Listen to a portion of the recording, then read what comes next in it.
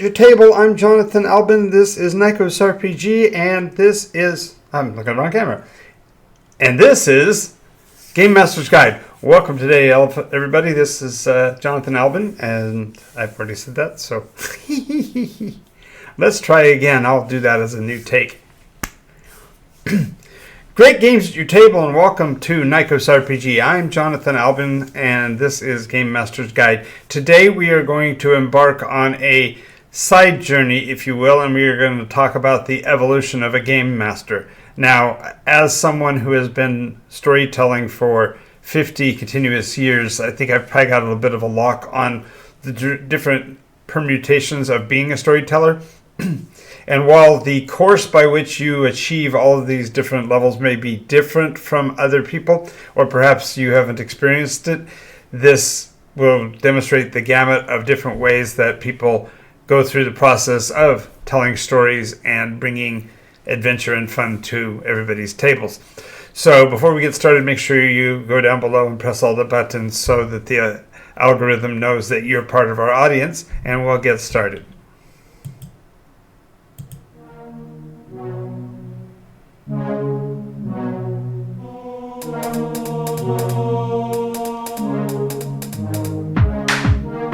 Absorbing damage is the name of the game. Alrighty, so when we are talking about being a game master, what I'm in particular speaking of is the sitting in the chair at the top end of the table, so to speak, and providing the framework for the adventure that your players are taking with you, the adventure you're going on together. And this process provides the players with a framework upon which to build the story of their characters, and the game master also gets to present the story elements that he wants to include to make the adventure as exciting and fun as possible. So the first thing we have to say is that game masters do change over time. There are certain manifestations and permutations of the way you might sit at the head of the table that change from time to time. And we're going to be going over some of the general ones. And in some cases, we'll do some deep dives. In other cases, we can kind of gloss over it because the reality is that everybody's different. Now, I will tell you that I've been noting that there are several different people that are complaining about the Game Master crunch, that there are simply not as many people desiring the role of Game Master as there are people that want to experience and play in the game. And I can tell you from my experience, that hasn't been the case only because every time I sit down at a table, people show up. But then again, I'm on the Game Master side of the line, and I fundamentally have been. I have in the past played characters in role-play games that I'm not administering, but it's really pretty few and far between when it comes to that, merely because there are elements that you develop as a game master that allow you to perhaps peer behind the curtain, so to speak, of other game masters and can cause you to be problematic at their tables. But we'll have a discussion about that at a later time. If you'd like to, make sure you let me know in the comments. But since we're now talking about the game masters and the changes they go through, we're going to do it theoretically through the general lineage chronologically. But there are going to be, as I said, some people that are precocious and pursue a different elemental path, and therefore they'll fundamentally still hit all of these potentials, because this is referring to all the possible ways you might be a game master.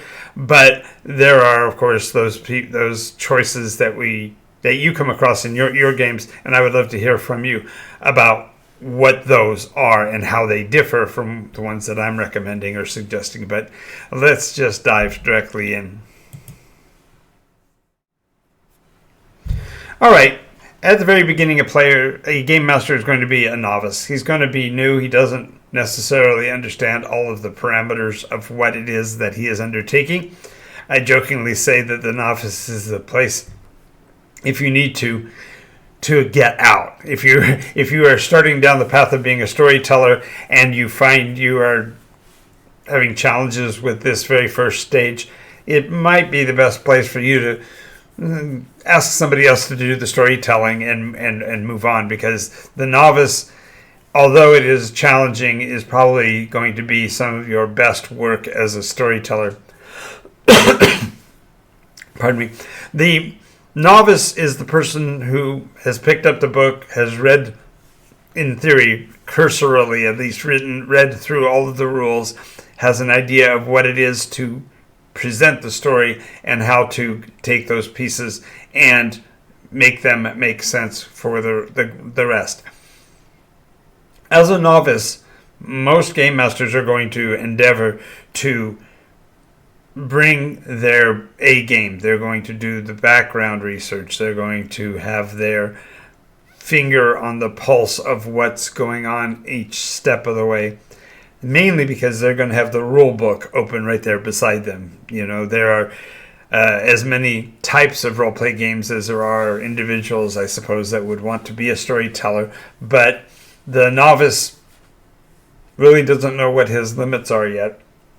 And so it'll be stilted, it'll be clunky, but as a veteran game master, I can cajole you as players to stay with your novices, encourage them, because the early stage of games mastery is probably the most daunting. If you may recall, when you learned how to drive an automobile, there are so many things that go into keeping the car between the two lines, so to speak, on the road, that it's problematic and it seems insurmountable. And as you're learning all the different pieces that you need to be able to monitor and handle and mediate, there's overwhelming nature that comes into it, and you get to the point where you're not sure whether you can continue. And the novice game master is just as likely to be as scared as you are as the players at his table. But be encouraging. They have the toughest time because they're having to work without a net, so to speak, and they are expected to, provide the input that the players need. And so make sure you do what you can to keep them excited. Now, you might reach the novice level 2 or 3 or 4 different times in your evolution as a storyteller, because you might be trying new game systems, and every new game system has its own peccadillos, its own little idiosyncrasies that make it a challenge. So realize that the term novice doesn't necessarily mean that you're brand new to the process, but it simply means that you're unfamiliar with the rule set under which you're operating. And having a system that gives an easy throughput and gives the game master feedback immediately really helps them to develop quickly past this initial stage.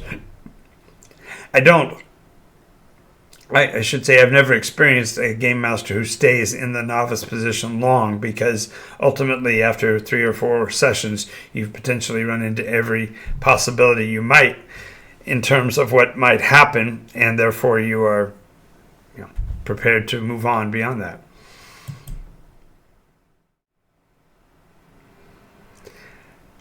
When you're looking at the idea of starting a game, you also are an explorer. Do you have a backstory and a framework upon which you are building?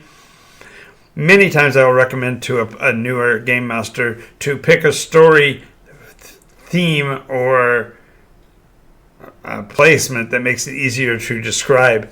So, for example, if a person is an aficionado of the Star Wars universe, then I'll recommend that they play their story within that framework and think of it in those terms. If they are more restricted and want to play more dramatic materials, then think along the lines of Babylon 5 or Star Trek. These tighter frames keep the story going where you want to, but an explorer, an early stage game master who's just gotten a hold of the books, is going to be full of spit and vinegar and literally wanting to try out everything. And so the explorer as a game master doesn't know what he's limited to, doesn't know what his parameters are, doesn't even know how the game will go. He just wants to try everything. And an explorer as a game master tends to also want to embrace every possible rule just to see how they feel, because he's not certain how they interact with each other. And so the game at an explorer's table can be trying at times, because perhaps he's trying to focus in on timing. So he's worried about, how many torches you have within your group and how fast a torch is expended and how many turns of action they're going to have before something dynamic happens. And so he's going to be exploring all of these things. He'll be looking at the hit points table and the output of potential poisons and all these different mechanisms that are part of the game. He's going to be wanting to literally push the button on to see how those functions work. And so for a player, the Explorer Game Master is himself kind of a challenge, because he doesn't know what he doesn't know, and therefore he's going to be in his own way focusing on the part of the game that he wants to be pursuing. So it's best for the players to figure out a way to work within that framework and to assist him through it to get to a better understanding of how the game works, so that the explorer phase itself is somewhat limited. Now, a game property like Dungeons and Dragons has so many tiers and levels of comprehension that are required that a game master could theoretically get stuck in the explorer mode for the majority of his career. If you're only playing one session a month or one session every 2 or 3 weeks, the frequency of the game isn't high enough to keep the awareness level high enough. So he therefore will sometimes cover the same territory multiple sessions, or perhaps off and on for a long period of time, because he's simply not yet familiar with how those rules work. And so an explorer game master can be a forever game master. And the only thing I can recommend to a game master in that case is to perhaps watch videos and learn from other game masters how to adapt and move beyond this, because the explorer is only realistically looking through the material that's already been created. So there's no creative spark in the explorer's game. From a player standpoint, if he's adapting and changing and manipulating time and his adventures session after session, then perhaps there is something there to be grabbed a hold of. But if the Game Master stays in the Explorer mode, there can be a drop-off in the players, simply because the players are sophisticated enough, or they play more often, for example, and therefore they find themselves disinterested in assisting the Game Master in their exploration. So just realize that an explorer state is also a transitional state. It's not some place that you're going to want to find yourself holding on to extensively, unless, of course, you've got multiple storytellers and can therefore change out session over session who's actually running the game, and therefore improve the likelihood of an evolution of the storyteller beyond the first. This next section is what I call judge, jury, and executioner, and this establishment, now, it sounds almost like I'm going to be telling a story about the judge, the jury, and the executioner, so it's built in the idea of a story itself. The concept of a judge, of course, is one who makes the adjudication, and that is the job of a game master right from the get-go. He is to make sure that things run as fairly as possible. But sometimes this can go to the head of a game master, especially when he realizes all the potential ways in which he can facilitate the demise of the adventuring group. So he can adjudicate pain, put out monsters that are a threat. He's going to want to explore concepts of poisoning effects, of conditional effects, and so on. And so he's going to be wanting to find out what the world is like in the framework of what is all possible. Unfortunately, this also leads them to the realization that fundamentally he can cause a player's demise singularly. He can choose to target an individual, and it's not recommended, it's not optimal, but at the same time it is a step that a game master will go through, where he'll realize that he has the abilities of extreme unction, and therefore adapt and affect the way players interact, including their removal from the session or the episode entirely.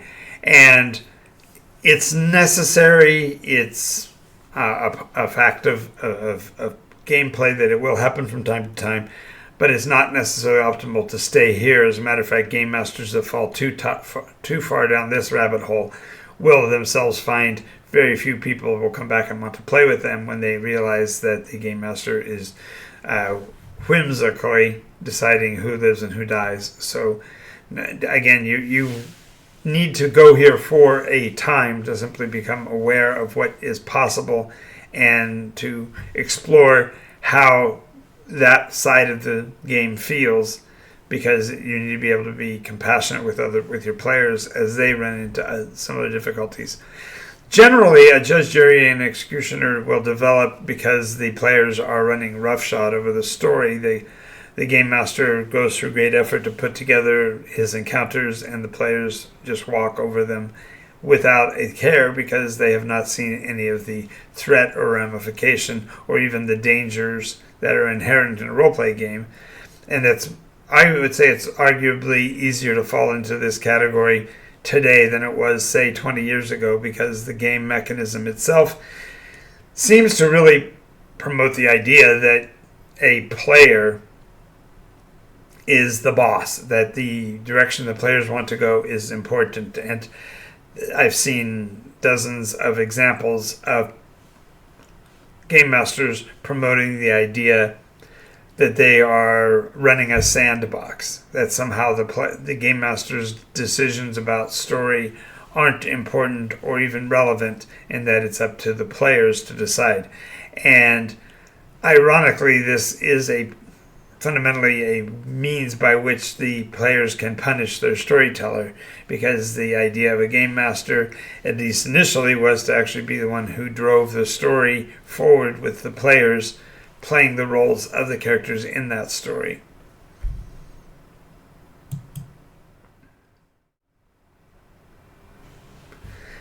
All right, so when we talk about the sandbox and such, we're going to be talking about this category, the idea that you develop into either an engineer, a guide, or an artist. And I'm going to use all three independent of one another. The idea of the engineer, of course, is a person who has read through the materials, has a very clear understanding of what the story is supposed to be, has a grip, at least tentative, on the non-player roles that he's going to be portraying, and guides the players to make the decisions necessary for the story to continue. Now, there's a challenge with being an engineer in that the players don't necessarily want to be led to make their decisions. Instead, they want to feel like they are really important to the story and that they are essential to the direction the story goes. And a engineer, if he's a good engineer, has built into the mechanism of his game the idea that the players will make the decisions as he expects and therefore reacts to those in order to get exactly what he wants out of the game. This isn't always the case. Sometimes a person's a bit too heavy-handed and the players feel that, as the saying would go, the nose ring, that they are being driven or led in a certain direction. And a game master who's aware of what's going on in the game is going to be able to recognize this and make adjustments.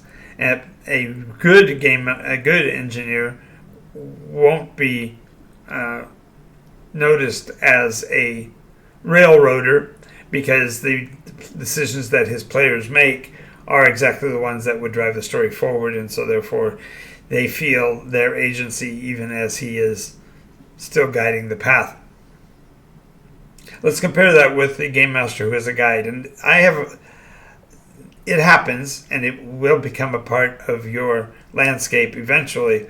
But at some point, the game master has more knowledge about the game than the players, and therefore he either inserts an NPC to guide the players or finds a way to provide data to them either through an asset or a resource that allows him to give recommendations. And the challenge with a guide being part of the game is that quite often the story that he's telling is for the benefit of his particular NPCs and not necessarily for the benefit of the players in the game session. So it's important to recognize when you are becoming a little too heavy-handed as a guide, because even though this is fundamentally a nicer way to be a engineer, a railroad guy, the guide process can be too heavy-handed and the players can feel the pressure. And it's up to the game master, again, to feel when he's overstepped that line and make adjustments accordingly. The third one here I mentioned, the artists, are those who have the idea of building a world that is a wind-up, that he has no intention of driving the story at all, and all he's done is created the diorama, so to speak, upon which the players act. And I hazard a warning on that, in that sometimes the artists, to be indelicate, like to smell their own farts and are entranced by their own environment and spend, an hour pontificating on the location, the personas or whatever that the players might engage with, to the point where the players are actually held at arm's length because he's decided instead to take from the players their actions and then reinterpret them into the framework of his beautiful project. And this, again, is as much a problem as the engineer. If you're building the backstory and you're causing the players to want to connect with it, but you're not providing them with the agency to make those decisions, you really are setting yourself up for a problem as a game master. And it happens. These all are steps that you're going to find yourself in at different points and for different reasons.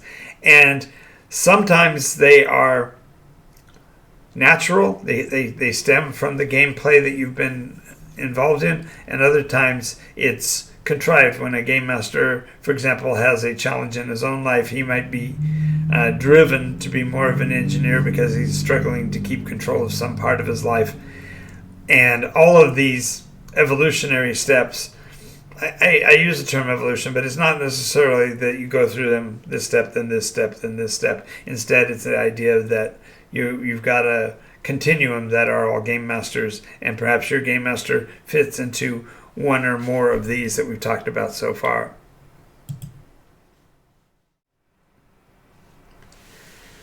So now we're going to talk about the elephant in the room. We have talked before about the loss of game masters over time, how the very design of the game's products that were provided sort of disincentivized. I don't know if that's a word or not, but they took away from the game master their very reason for being there, because the game master was driven to a lower level of relevance. And I would say that's even more so today than it was a decade ago, because there are more manufacturers that are wanting to somehow grab a hold of and maintain their control of their roleplay environment from an intellectual property standpoint, so that they hold on to their role-playing audience. Because the truth of the matter, and this is a peek behind the curtain, role-play games as in general are all fundamentally the same mechanically. There are going to be random number generators that provide the outcomes of possible optional scenes or alternative endings to scenes that are endemic to that environment, but are maybe different if it was a different style of game, but the mechanics are fundamentally the same. And this disappearing landscape has everything to do with the fact that it's becoming more difficult to be a storyteller, simply because there are more experts on the subject, which is to say that your players might know more about the setting if you're using an open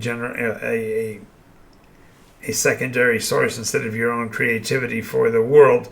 Then you have someone who has a greater knowledge of the material that you're trying to present, and that is problematic. Many of the games that are out there are set up specifically to be a fantasy,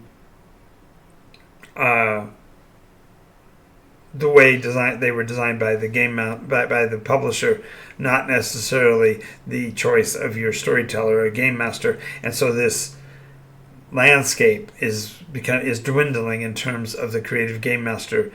In the case of my own Nikos, the mechanism for NycosRPG is separate from the actual world of Nykos, and so the players who are the product itself is built for the game master who is creative and wants to go his own path and embark on a new story, and that's a challenge because they're not provided any limitations or boundaries or frameworks in which to build their story, and the amount of work it takes to be a good game master really depends on that game master's knowledge not only of the mechanisms but of the very world that he's talking about. And so when we provide the game masters clear and understandable mechanisms, it takes some of that burden off, and they can therefore reach for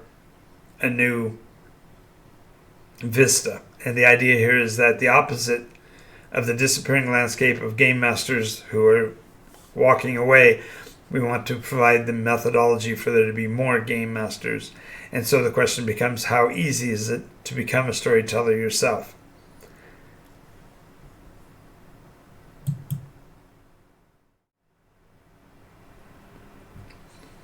The one thing to mention is that the biggest challenge to being a storyteller is the on the wider scale, the lack of gratefulness. Many people who are playing role-play games today have only ever had one game master and assume that the person who is in that role just likes doing it, and they don't do much to appreciate the effort that's being put in. And so my recommendation here is, if you're concerned with the dwindling number of game masters, make sure you show appreciation for and a gratefulness for the work of your game master.